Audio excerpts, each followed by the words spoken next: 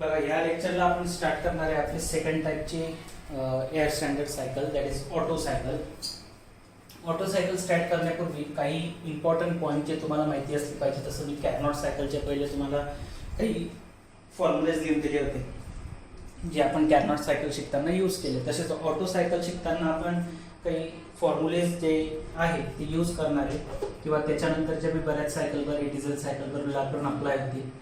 तर आयडियाबॅटिक प्रोसेस काय होता आपल्याला माहिती होऊन गेलं होतं. आता सांगितलं होतं मी तुम्हाला की आयडियाबॅटिक प्रोसेस काय आहे, एक अशी प्रोसेस राहते की ज्यामध्ये हीट एक्सचेंज होत नाही ना, म्हणजे चेंज इन हीट झिरो. ठीक, यासाठी इक्वेशन राहतं. जसं आयडियल गॅसचं एक इक्वेशन आहे ना, PV is equal to NRT.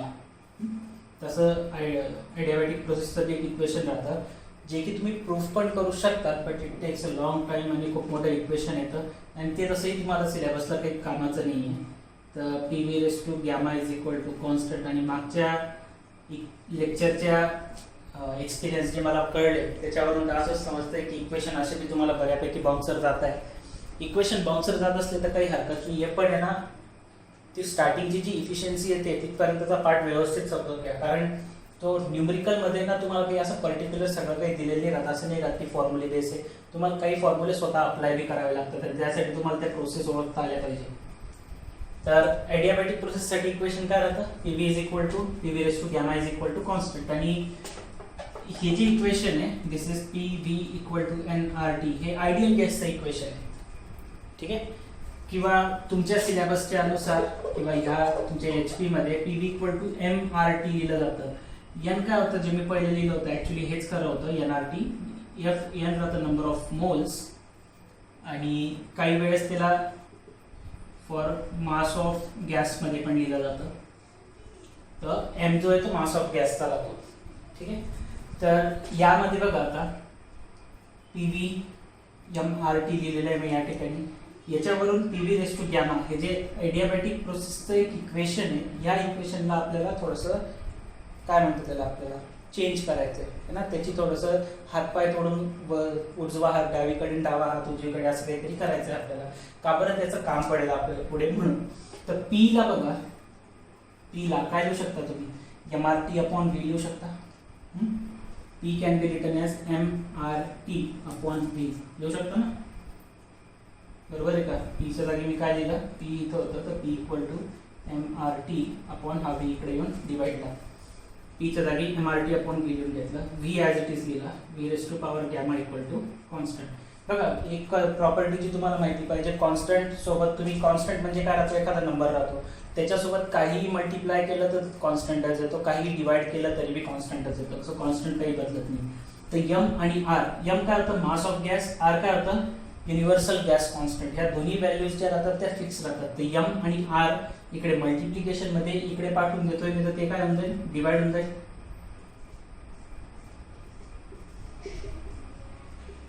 Constant divide bye MR. Constant divide bye anything accept zero. Zero सोडून बाकी कशानेही डिवाइड केलं तुम्ही तर आन्सर काय येतं, constant divide bye anything accept zero काय येणार आहे, कॉन्स्टंटच येतं. ठीक, हे एक इक्वेशन आलं. की हा V डिनॉमिनेटरला याची पॉवर काय इथे 1. हा जर मी वर घेऊन गेलो V तर काय होऊन जाईल -1. तर काय होऊन जाईल PV raise to power -1 V raise to power gamma is equal to constant. हा गॅमा आहे तर वायनी येतो या पद्धतीने गॅमा.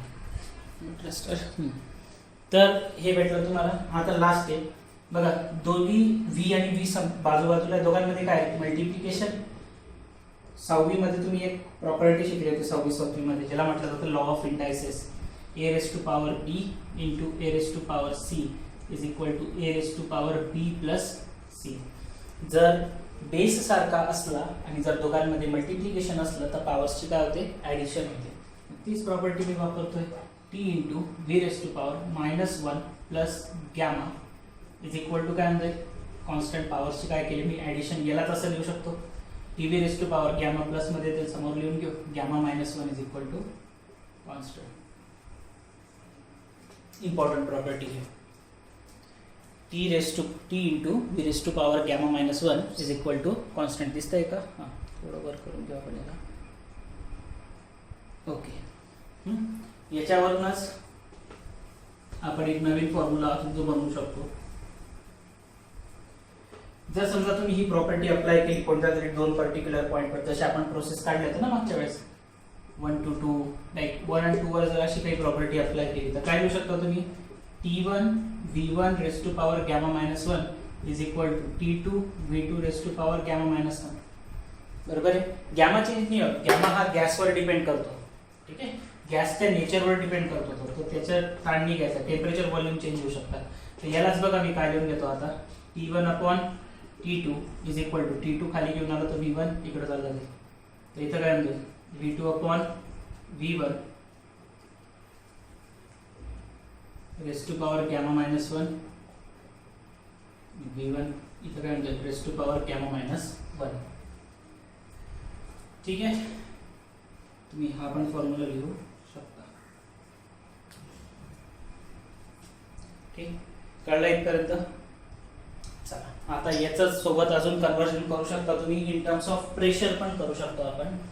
तर इन टर्म्स ऑफ प्रेशर कसं करायचंय ते बघून घेऊ.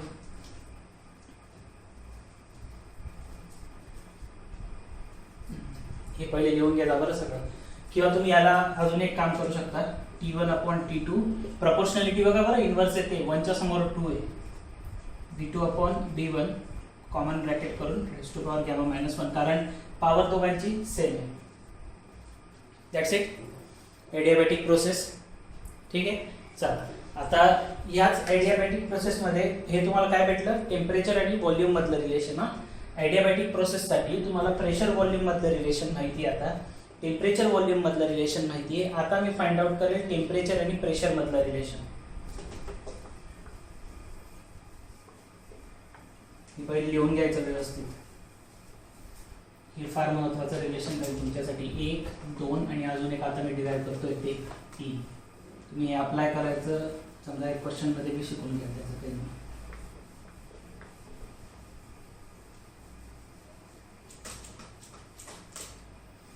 ओके, चला आता मला काय करायचंय, परत प्रेशर टेम्परेचर काढायचंय, तर व्हॉल्यूमला शिफ्ट करावं लागेल. PV इक्वल टू काय होतं NRT, तर V इक्वल टू काय लिहू शकता NRT अपॉन P.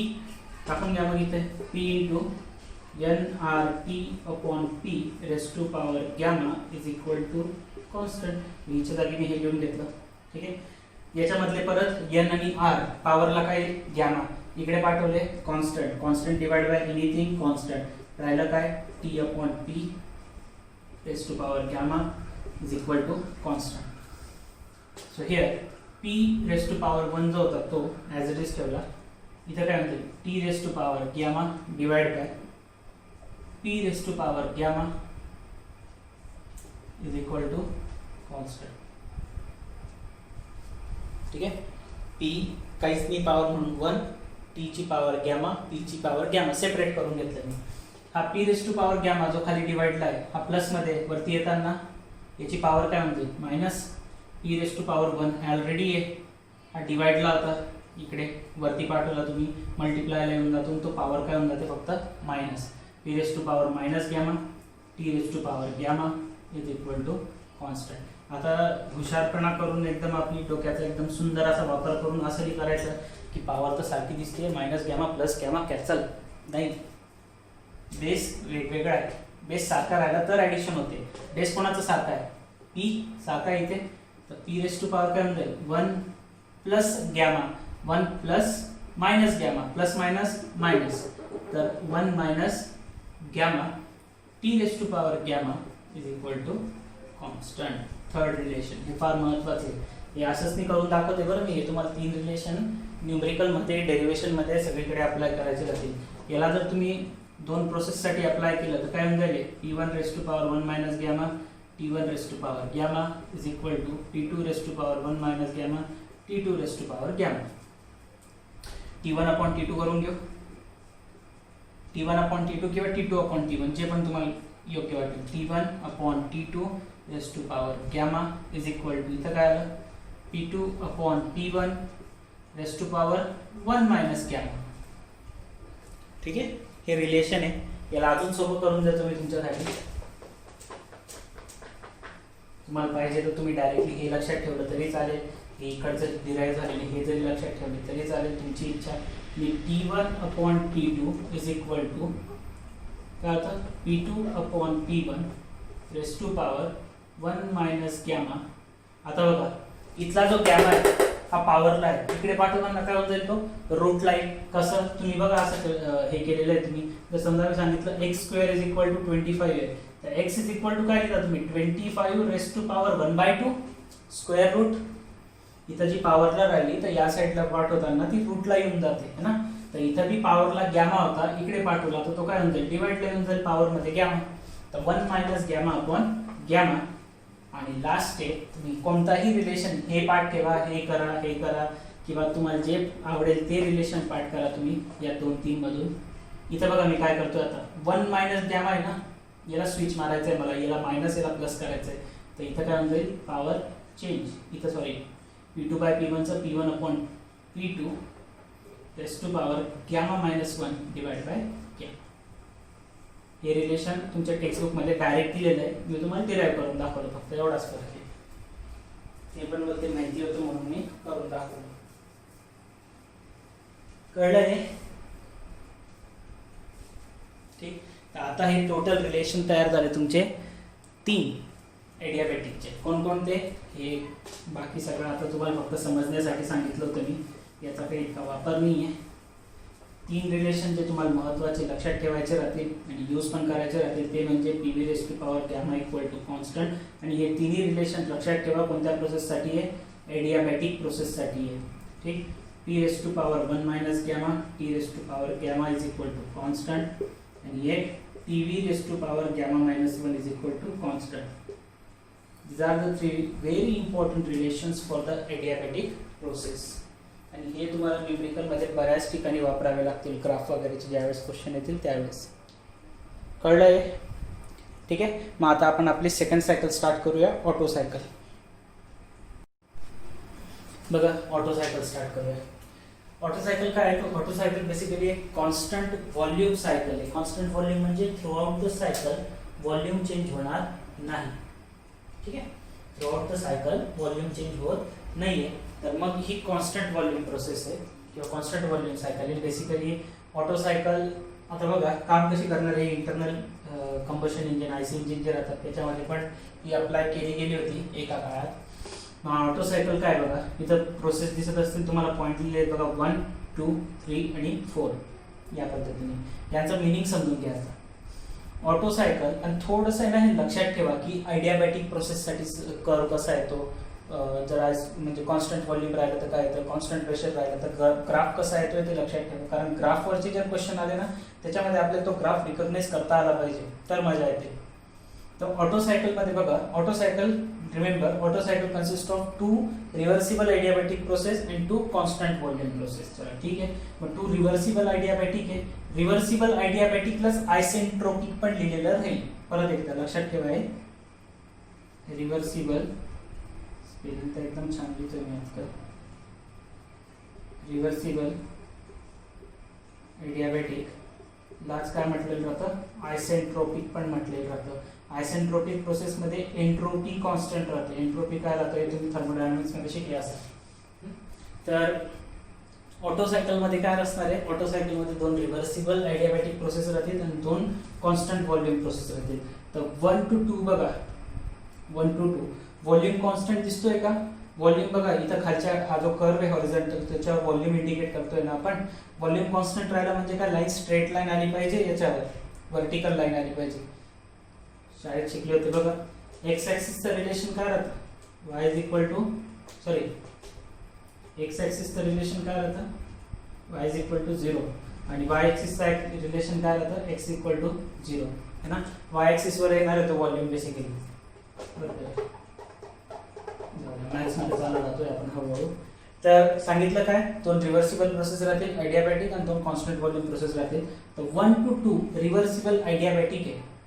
ऍक्च्युली होतं काय की रिव्हर्स ज्यावेळेस बी आयडियाबॅटिक प्रोसेस बद्दल बोललं जातं ना, तर एक्सपान्शन मध्ये व्हॉल्यूम वाढतो, हीट रिजेक्ट होते.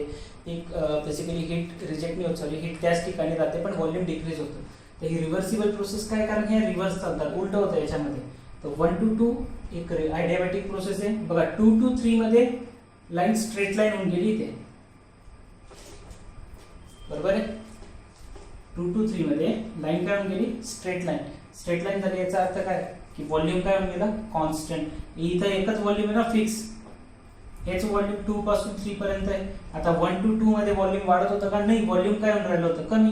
कारण व्हॉल्यूम इथून बघा, इथून ग्राफ कुठे चाललाय, मागे मागे मागे इथपर्यंत. तर व्हॉल्यूम काय झालं, डिक्रीज झालं. इथं व्हॉल्यूम कॉन्स्टंट. 3 to 4 मध्ये व्हॉल्यूम इन्क्रीज झालं आणि प्रेशर काय झालंय पण कमी. इथं प्रेशर काय झालं होतं, 2 to 3 मध्ये प्रेशर वाढत होतं, व्हॉल्यूम कॉन्स्टंट होतं. 3 ते 4 मध्ये प्रेशर कमी होतंय, व्हॉल्यूम वाढतंय. आणि 4 to 1 मध्ये व्हॉल्यूम परत काय होऊन गेलं, कॉन्स्टंट, आणि प्रेशर काय झालं, कमी. सो दिस 1 to 2 व्हॉल्यूम काय होतं, कमी होतंय ना. So 1 to 2 is a adiabatic compression. Compression मध्येच व्हॉल्यूम कमी होतं, कॉम्प्रेशन होतंय म्हणजे व्हॉल्यूम काय होणार आहे, कमी. तर 1 to 2 एडियाबॅटिक कॉम्प्रेशनची प्रोसेस आहे. बघा इथे दिलेलं आहे मी. प्रोसेस 1 to 2 काय, आयसेंट्रोपिक म्हणजेच काय, रिव्हर्सिबल एडियाबॅटिक आहे ना. 1 to 2 काय, एक आयसेंट्रोपिक कॉम्प्रेशन प्रोसेस आहे ज्यामध्ये व्हॉल्यूम कमी होत आहे. आणि मी सांगितलं तुम्हाला की आयडियाबॅटिक प्रोसेस मध्ये हीट एक्सचेंज होत नाही, म्हणजे हीट ट्रान्सफर होणार आहे का, नाही. तेच दिलं इथं.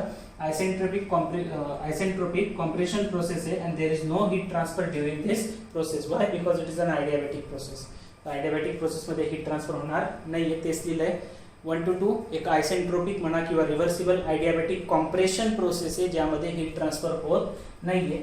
2 to 3 मध्ये काय, व्हॉल्यूम तितकंच आहे पण प्रेशर काय होतंय, वाढतंय. तर 2 to 3 चा अर्थ काय आहे की कॉन्स्टंट व्हॉल्यूम प्रोसेस आहे, पण या ठिकाणी काय होते, हीट ऍड होते, म्हणून तर प्रेशर वाढलं. नाही तर आपोआप कसं काय वाढलं असतं. या ठिकाणी काय होतंय, 2 to 3 मध्ये हीट ऍड होते. So constant volume process during this heat is added किंवा हीट इज सप्लाइड लिहून घ्या. 3 to 4 मध्ये परत काय होणार आहे, मी तुम्हाला सांगितलं की 3 to 4 is again adiabatic process. So heat transfer होईल का, नाही. आणि इथे काय झालं होतं, व्हॉल्यूम कमी होऊन राहिला होता. इथं व्हॉल्यूम काय होतोय, वाढतोय. बघा 3 वर व्हॉल्यूम इथं होता, 4 वर व्हॉल्यूम इथपर्यंत आलं, तर व्हॉल्यूम काय होतोय, परत वाढतोय. तर ही काय प्रोसेस आहे, एक्सपान्शनची प्रोसेस आहे.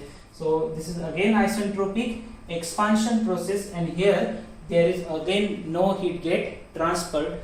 अँड लास्ट प्रोसेस आहे 4 to 1. या प्रोसेस मध्ये अगेन व्हॉल्यूम काय झालं, constant, and during this heat is rejected. आता तुम्हाला याला जर मी आयसी इंजिन मध्ये अप्लाय करायचं म्हटलं तर बघा,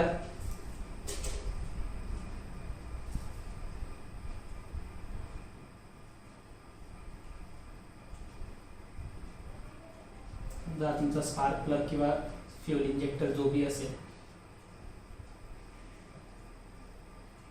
ठीक. पहिली प्रोसेस मध्ये काय होतंय, कॉम्प्रेशन. वरती जाईल पिस्टन, काय होईल, कॉम्प्रेस्ड. त्याच्यानंतर काय होतंय, बघा आता हा जो व्हॉल्यूम राहतो, ही समजा तुमची बीडीसी ची पोझिशन आहे आणि वरती टीडीसी असणार आहे. तर हा पूर्ण सिलेंडर जो आहे तो खाली ना, हा सिलेंडर काय राहतो, पूर्ण खाली राहतो. सो याला म्हटलं जातं सिलेंडर व्हॉल्यूम. याला काय म्हटलं जातं, सिलेंडर व्हॉल्यूम. आता होतं काय की हा पिस्टन खालून वर जातो, इथं टीडीसी ला जाईल.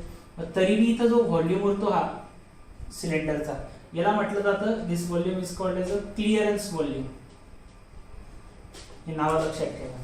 ज्यावेळेस पूर्ण सिलेंडर खाली जातं त्याला म्हटलं जातं सिलेंडर व्हॉल्यूम, आणि कॉम्प्रेशन झाल्यानंतर जो व्हॉल्यूम खाली राहतो त्याला म्हटलं जातं क्लिअरन्स व्हॉल्यूम. बघा इथे दिसतंय तुम्हाला व्हीसी. हे व्हीसी काय, पूर्ण तुमचं 1 to 2 कॉम्प्रेशन झालं, पिस्टन बीडीसी कडून टीडीसी कडे गेला, त्याच्यानंतर जो व्हॉल्यूम उरला तो तुमचा क्लिअरन्स व्हॉल्यूम. आणि कॉम्प्रेस होण्याच्या पूर्वी ज्यावेळेस पिस्टन बीडीसी ला होता, टोटल व्हॉल्यूम जो होता तुमचा तो कोणता होता, सिलेंडर व्हॉल्यूम राहतो. सिलेंडर व्हॉल्यूम म्हणजे काय राहतं मग, क्लिअरन्स व्हॉल्यूम प्लस व्हीएस काय राहतं, स्ट्रोक व्हॉल्यूम राहतं. स्ट्रोक होतं ना, इथून इथपर्यंत एक स्ट्रोक झालं. स्ट्रोक मध्ये जितका व्हॉल्यूम कव्हर होतो तो stroke volume plus clearance volume. Stroke volume plus clearance volume is equal to काय राहतं, सिलेंडरचा व्हॉल्यूम. आणि क्लिअरन्स व्हॉल्यूम ज्याला आपण दाखवतोय व्ही ने, स्ट्रोक व्हॉल्यूम ज्याला आपण दाखवणार आहे व्ही ने. क्लिअर आहे हे सगळे कन्सेप्ट, कळलंय, ठीक आहे. या ठिकाणी हीट ऍड होणार आहे, या ठिकाणी हीट रिजेक्ट होणार आहे. मी तुम्हाला हे एक्सप्लेन करून सांगत होतो. कॉम्प्रेशन झालं, पिस्टन वर जाईल. कॉम्प्रेशन झाल्यानंतर बघा पिस्टन इथं आल्यानंतर तुम्हाला आठवतंय तो इग्निशन लॅग नावाचा एक कन्सेप्ट होता. त्या इग्निशन लॅग मध्ये काय व्हायचं, कॉम्प्रेशन व्हायचं ना, भले पिस्टन TDC ला पोहोचतोय, कॉम्प्रेशन होतंय, व्हॉल्यूम काय होऊन जातं कॉन्स्टंट, व्हॉल्यूम बिकम्स कॉन्स्टंट, कारण आता क्लिअरन्स व्हॉल्यूम पेक्षा वरती जाऊ शकत नाही, तर गॅस काय होतं तिथं कॉम्प्रेस्ड होत राहतो, तिथं प्रेशर काय होत जातं त्याचं ऍड वाढत जातं, आणि प्रेशर वाढल्यामुळे इथं हीट काय होणार आहे इन्क्रीज, हीट इन्क्रीज, आणि तेवढ्या तिथून काय सोडलं जातो स्पार्क. म्हणजे काय झालं स्पार्क सोडला म्हणजे काय केली हीट सप्लाय केली, हीट ऍड केली, झाली कॉन्स्टंट व्हॉल्यूमवर फिक्स्ड व्हॉल्यूमवर हीट ऍड केली. त्याच्यानंतर जसं इथं स्फोट होईल है ना, स्पार्क इग्नाइट होतो, इग्नाइट झाल्यामुळे कंबशन होतं, पॉवर स्ट्रोक चालू होतं, पॉवर स्ट्रोक झाल्यामुळे काय होतं परत पिस्टन जो आहे तो वरून खाली येऊन जाईल, म्हणजे जो व्हॉल्यूम कमी झाला होता तो व्हॉल्यूम परत काय होऊन जातो आता वाढतो, आणि हीट रिजेक्ट होते का त्यावेळेस बाहेर जाते का पिस्टन मधून हीट सिलेंडर मधून नाही, म्हणून आयडियाबॅटिक एक्सपान्शन, बॉडीचं काय झालं पिस्टनचं काय झालं एक्सपान्शन झालं, पिस्टन परत खाली. आता या पिस्टन खाली आल्यानंतर जे कॉन्स्टंट व्हॉल्यूम वरती हीट काय होते बेसिकली सगळी रिजेक्ट होऊन जाते. हे 4 स्ट्रोक मध्ये ऍक्च्युअली 4 स्ट्रोक पेक्षा हे 2 स्ट्रोक वर जास्त आपल्या हातात, आणि कॉन्स्टंट व्हॉल्यूम वर काय होणार आहे हीट सगळी काय केली जाईल परत रिजेक्ट केली जाईल. सो ऍक्च्युअल आयसी इंजिन मध्ये ही सायकल ऍज इट इज नाही बसत, या सगळ्या थेरॉटिकल सायकल आहेत बरं. सगळ्यात महत्त्वाची गोष्ट म्हणजे या थेरॉटिकल सायकल आहे, यांना अज्युम करून आपण प्रॅक्टिकल इंजिन बनवलेले आहेत, आणि प्रॅक्टिकल इंजिन मध्ये थोडाफार फरक पडतो. या प्रोसेसपेक्षा जो प्रॅक्टिकल इंजिन आहे आपलं त्याच्यामध्ये फरक नक्कीच बघायला भेटेल तुम्हाला. जसं इथं आहे कॉन्स्टंट व्हॉल्यूमवर त्यांनी पूर्ण हीट रिजेक्शन दाखवलंय, तसं होत नाही. ठीक आहे, हे कळलंय. जर जास्त डोक्याला ताण पडायला लागला काही टेन्शन घ्यायचं नाही, 4 पॉईंट बघायचे, 4 पॉईंट लक्षात ठेवायचे. Adiabatic compression, adiabatic expansion, constant volume heat addition, constant volume heat rejection, that's it. ठीक, चल मग आता याचं इक्वेशन तयार करायचं आहे आपल्याला. आता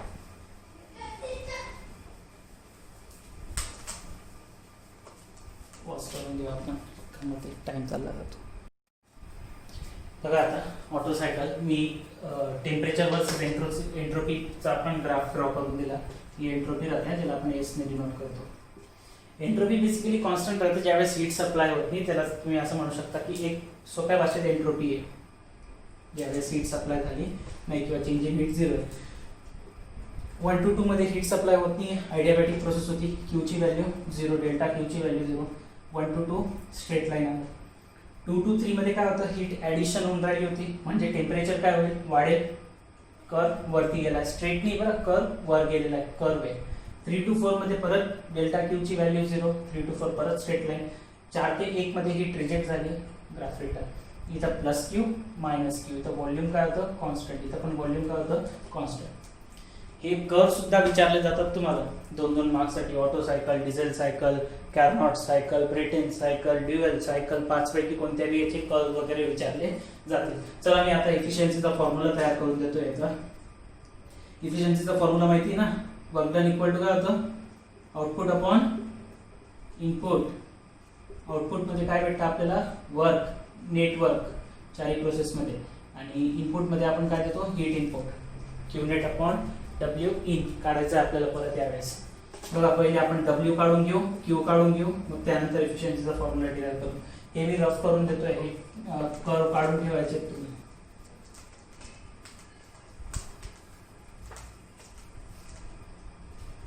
चल आता बघा आपल्याला काय पाहिजे वर्क. तर तुम्ही जर बघितलं ऍक्च्युली याच्याने पण जाता येईल तुम्हाला. 1 to 2 मध्ये किती वर्क झालं, 2 to 3 मध्ये किती झालं, 3 to 4 मध्ये किती झालं. जर तुम्हाला जर डायरेक्ट सांगितलं तर हे जे वर्क आहे ना 1 to 2 आणि 3 to 4 चं हे एक दुसऱ्याला कॅन्सल करून टाकतात. का बरं, दोन्ही आयडियाबॅटिक प्रोसेस आहे, एक रिव्हर्स आहे एक डायरेक्ट आहे, एक मागे चालली आहे एक समोर येते है ना, दोन्ही एक दुसऱ्याचे वर्क कॅन्सल करून टाकतील. तर बघा आता या ठिकाणी कन्सेप्ट बघा. आता मी काय करतोय मग वर्कचा अजून एक फॉर्म्युला काढता येईल काय, की तुम्ही किती हीट दिली आणि त्यापैकी किती हीट रिजेक्ट झाली. मी तुम्हाला 100%चा पेपर द्यायला लावला है ना, आणि त्यापैकी तुम्ही 80%चाच पेपर घेतला, 20% तुम्ही काय करून टाकलं रिजेक्ट. म्हणजे ही काय झाली तुमची इनपुट, सॉरी इनपुट किती होतं 100चं होतं, वापरलं किती तुम्ही 80चं, रिजेक्ट किती केलं तुम्ही 20चं. सेम इनपुट किती आहे 100चं, रिजेक्ट किती केलंय 20चं, वर्क किती झालं 80चं. बरोबर आहे, म्हणजे मी input heat minus output heat जरी केलं तरी मला काय भेटून जातं वर्क भेटतं. बरोबर आहे ना. Input heat minus output heat जरी केलं तरी आपल्याला काय भेटू शकतं, वर्क. बघा तेच करणार आहोत आपण, तोच वाला फॉर्म्युला मी या ठिकाणी यूज करतोय. दुसरा भी करू शकतो पण त्याचा ना फायदा काही होणार नाहीये, उलट प्रोसेस थोडी मोठी होईल. आणि तुम्ही म्हणताय पहिलेच आम्हाला फक्त फॉर्म्युले द्या, तर उगाच तुम्ही अजून घाबरण्याचं काम करा. पण थर्मोडायनामिक्स इंटरेस्टेड होता पण तुम्ही आता काय कोरोनाच्या नावाखाली सोडून दिलं. ठीक आहे, काही हरकत नाही. प्रोसेस 1 to 2 काहीच काम झाली, प्रोसेस 2 to 3 काही काम झाली. मी directly net work is equal to काय लिहिणार आहे, heat input minus heat output. आणि जेवढं इनपुट दिली होती 100, त्यामध्ये मी जितकी वापरली असेल तितकी, बाकीची उरलेली बाहेर निघून जाईल. म्हणजे इनपुट मायनस आउटपुट केलं तर माझं वर्क मला भेटू शकतं. तर W net is equal to heat input किती आहे, एक एक काढून घेऊ. हीट इनपुट किंवा heat add is equal to formula काय आहे, फॉर्म्युला नसेल माहिती तर लक्षात ठेवा. क्यू इज इक्वल टू राहतं m into C into delta T. Q is equal to formula काय राहतो, m into C into delta T. Amount of heat added, याच्यामध्ये m राहतं mass of the gas, c राहतं specific heat आणि delta T राहतं change in temperature. ठीक, तर या ठिकाणी जर तुम्ही पाहिलं 1 to 2 मध्ये, तर व्हॉल्यूम काय कॉन्स्टंट आहे. स्पेसिफिक हीटचे दोन प्रकार राहतात, सीपी आणि सीव्ही. हे शिकले असाल तुम्ही कधीतरी. Specific heat at constant pressure, specific heat at constant volume. आपण त्यापूर्वी एक गोष्ट कन्सिडर करून घेऊ की let consider mass of gas किती, 1 kg. मास ऑफ गॅस किती कन्सिडर करून घेऊ आपण, 1 kg. तर आता बघा पुढे हीट इनपुट काढायचं आपल्याला, सॉरी हीट ॲडेड किंवा heat input is equal to formula काय तुमच्याकडे, Q is equal to N C. C कोणता वापरणार, व्हॉल्यूम काय 2 to 3 मध्ये, हीट इनपुट 2 to 3 मध्ये झालंय ना, आणि व्हॉल्यूम काय कॉन्स्टंट, म्हणून N C V delta T. Sorry यानच लिहून टाकतो मी परत चुकीने, ते काय राहील M C V delta T. कारण ते 11वी 12वीच्या याच्यात ते एन वापरलं जातं, इथे एम वापरतात. मास किती कन्सिडर केलाय 1, C V as it is. Delta टीच्या जागी काय लिहिणार तुम्ही आता, डेल्टा टी काय राहतं, final temperature minus initial temperature. Heat input कोणत्या प्रोसेसमध्ये होतोय, 2 to 3.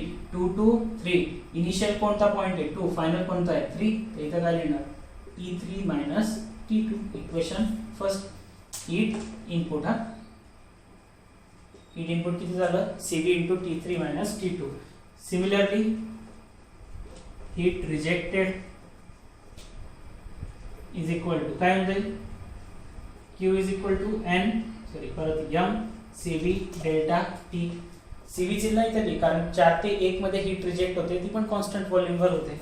तर M ची व्हॅल्यू परत 1, CV as it is delta T. Delta T कुठून कुठपर्यंत आहे, 4 पासून 1 पर्यंत, 4 पासून 1 पर्यंत. फायनल कोणता आहे 1, इनिशियल कोणता आहे 4. तर इथं काय ना T1 मायनस T4. ओके, तर हे काय भेटलं तुम्हाला, हीट रिजेक्टेडचा मी आर लिहितो एवढं पूर्ण लिहिण्यापेक्षा, आणि इनपुटचा आय लिहितो. ठीक आहे, क्यू आय भेटलं, क्यू आर भेटलंय. आणि आपल्याला माहिती की Q I minus Q R म्हणजे काय राहतं, W. So W net is equal to काय लिहिणार, Q I minus Q R. तर W net is equal to लिहून घ्या व्हॅल्यू. क्यू आय ची व्हॅल्यू काय होती, C V into T3 minus T2 minus CV into T1 minus T4. ठीक आहे, क्यू नेट भेटलं. डब्ल्यू इन काढू शकता तुम्ही, है ना, हीट इनपुट जे की तुम्ही ऑलरेडी काढून ठेवलेलं आहे म्हणून परत काढायची गरज नाही. So efficiency is equal to काय राहतं, W net upon Q in. W नेटची व्हॅल्यू तुमच्या समोर आहे. ठीक, पुट करून घेऊ, इथं बसणार नाही म्हणून खाली देतो. CV into T3 minus T2 minus CV into T1 minus T4 divide bye, पाहिजे त्याला ब्रॅकेट टाका सेपरेट एक एक. QE ची व्हॅल्यू काय होती, CV इंटू, हे डायरेक्टली करून दिलं असतं तुम्हाला डायरेक्ट की 1 मायनस QR अपॉन QE. हा पण एक फॉर्म्युलाच आहे इफिशियन्सीचा, पण मग तो कसा आला ते इथून तुम्हाला समजून जाईल. चला, हे कळलं इथपर्यंत. डायग्रामचं काम पण तुमचं आता संपलेलं आहे, किंवा राहू दे तुम्ही ते अजून त्या प्रोसेसमध्ये लागेल. इतकं कळलं आहे. ठीक, चला हे रफ करून टाकू मग.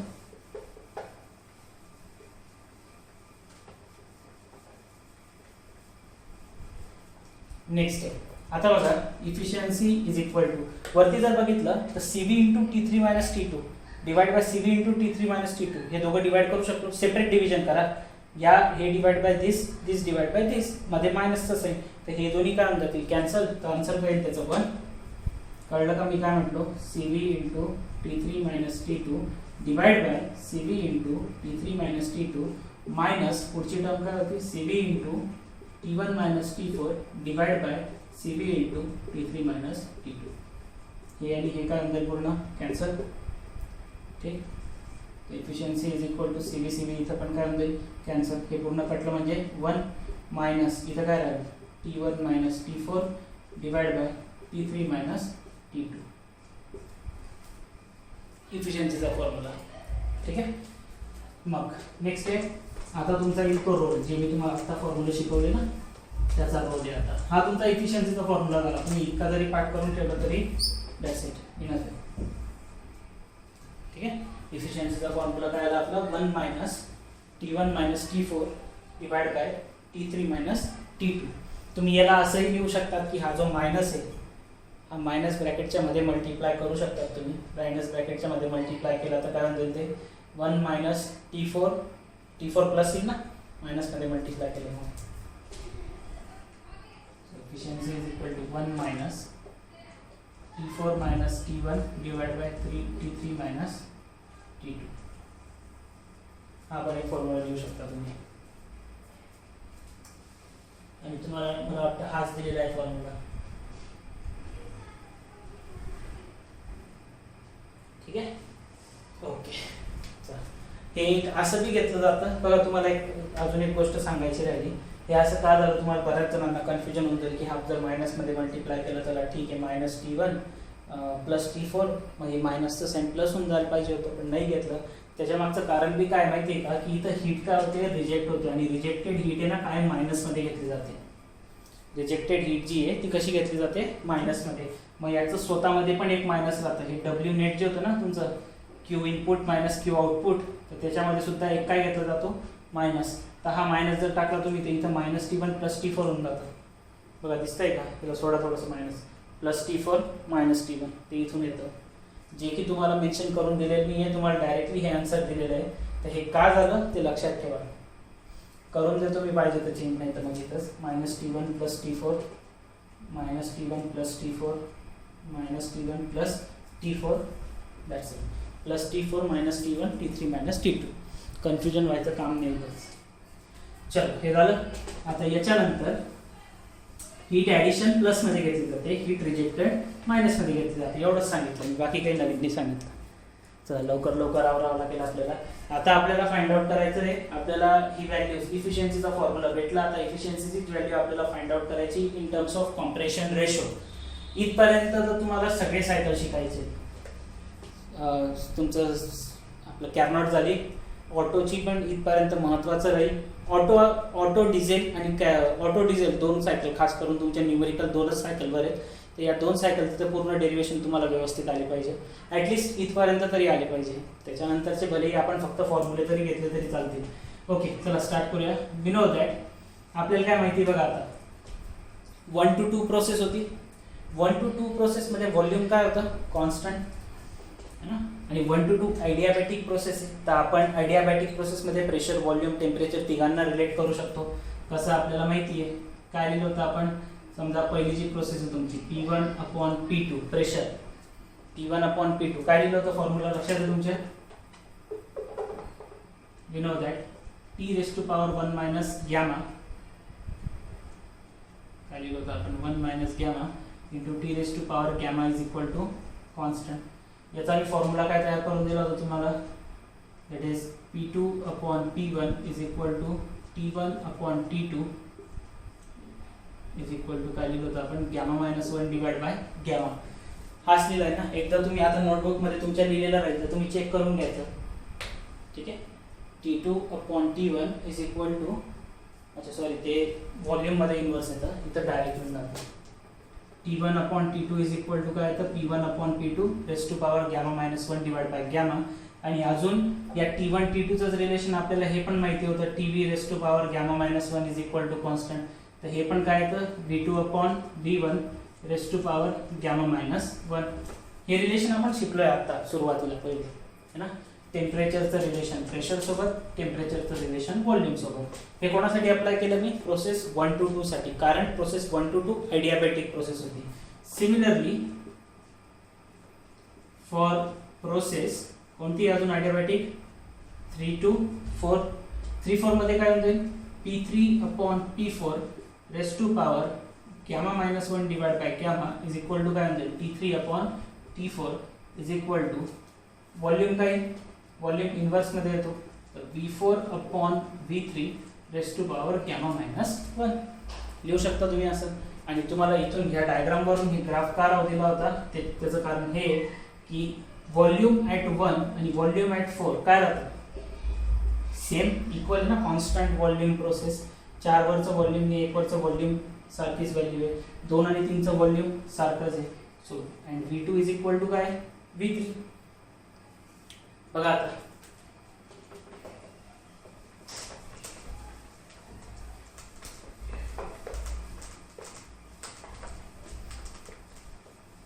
V2 is equal to V3 आहे आणि V1 इज इक्वल टू काय आहे तुमचं V4.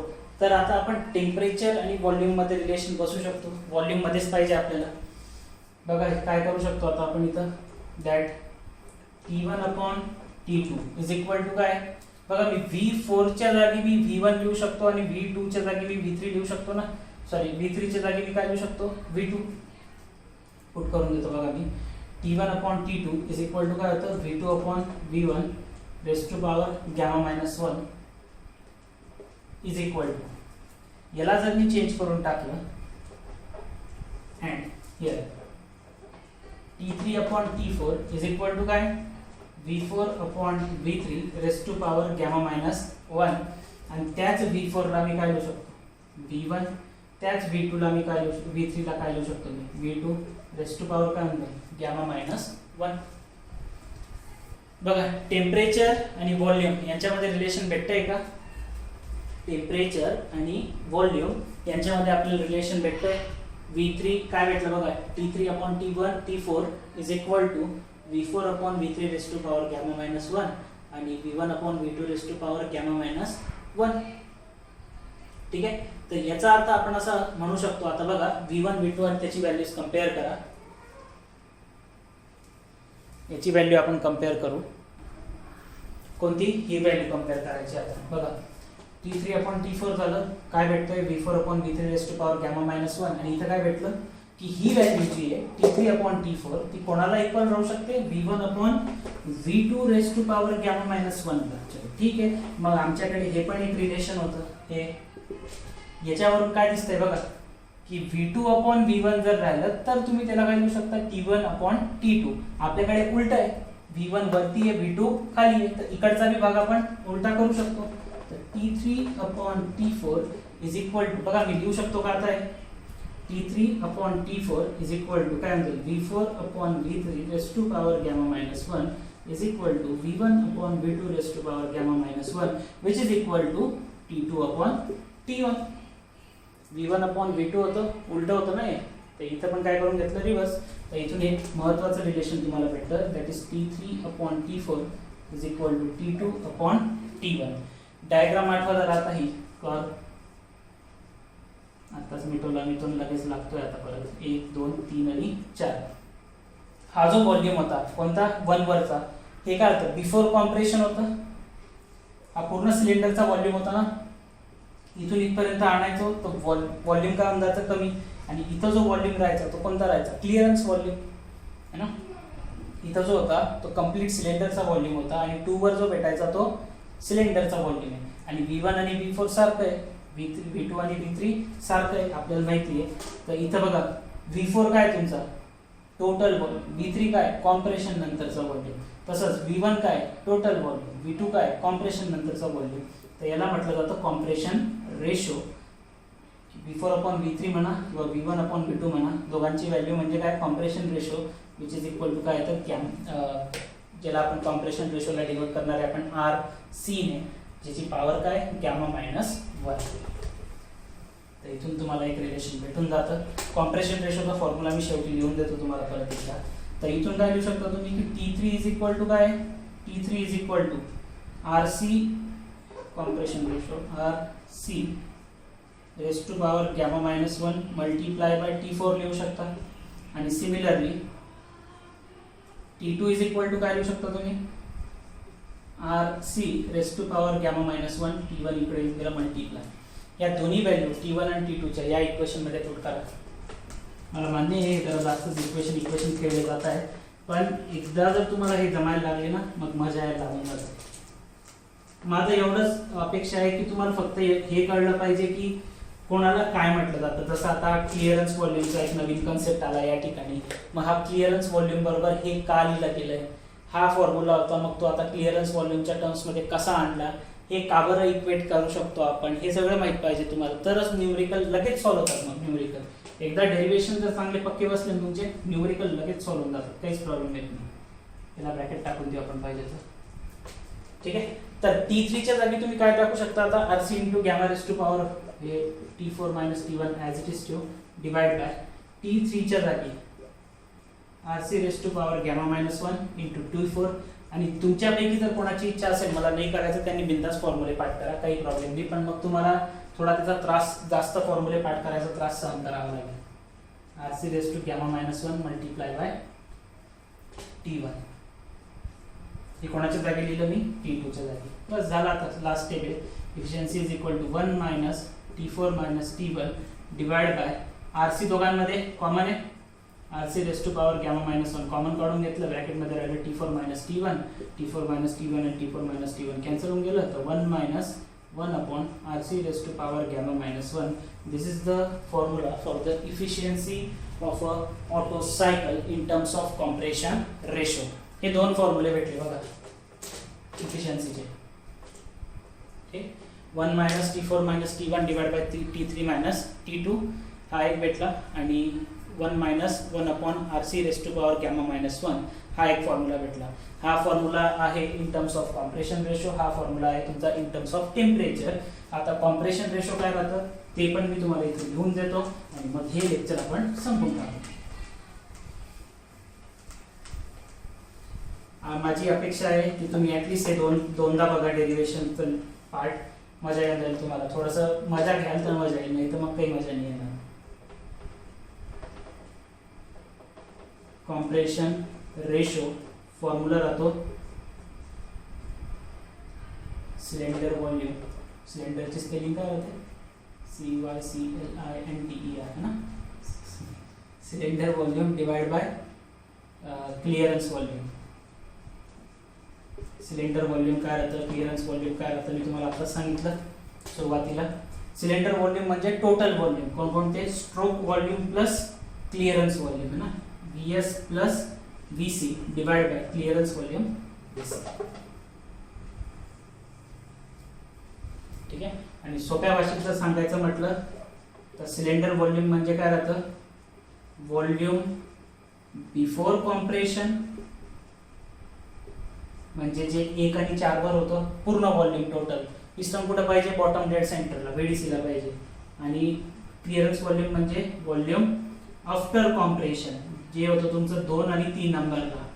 इथं 2 आणि 3 जे होते ना, 2 3, इथं तुमचे 4 1, हे इथून इथपर्यंत जी होते हे कॉम्प्रेशन होती. हे काय होतं, एक्सपान्शन. म्हणजे इथून इथं पिस्टन BDC कडून TDC कडे यायचं, TDC कडून BDC कडे जायचं. तर हे व्हॉल्यूम जे भेटायचे तुम्हाला पूर्ण सिलेंडरचं व्हॉल्यूम होतं. इथं जे व्हॉल्यूम भेटायचं ते क्लिअरन्स व्हॉल्यूम होतं. म्हणून हा पण फॉर्म्युला तुम्ही लिहू शकता. ठीक. आजचं लेक्चर मग इथंच थांबूया. नेक्स्ट लेक्चरला आपण आपली डिझेल सायकल शिकू.